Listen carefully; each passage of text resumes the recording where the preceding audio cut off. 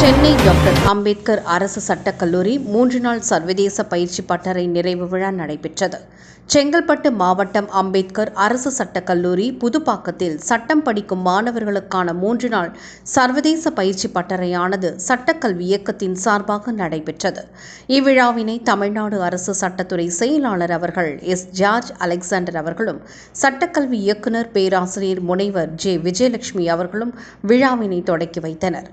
இதனைத் தொடர்ந்து 3 நாட்களாக நடந்த சர்வதேச பயிற்சி பட்டறையில் தமிழ்நாட்டிலிருந்து 15 அரசு சட்டக் கல்லூரிகளைச் சேர்ந்த 300 மாணவர்கள் கலந்து கொண்டனர்.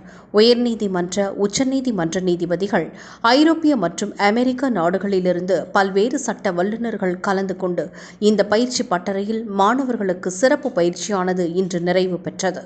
பயிற்சி பட்டறையில் கலந்து கொண்ட அனைவருக்கும் தற்பொழுது மணிப்பூர் உயர்நீதிமன்றத்தின் தலைமை நீதிபதியாக நியமிக்கப்பட்டுள்ள முன்னாள் நீதி அரசரும் தமிழக சட்ட பல்கலைக்கழகத்தின் கன்வீனர் குழு உறுப்பினரான மாண்புமிகு நீதியரசர் பாரதிதாசன் அவர்களும் கலந்து கொண்டு மாணவர்களை பாராட்டி நற்சான்றிதழ் வழங்கினர்.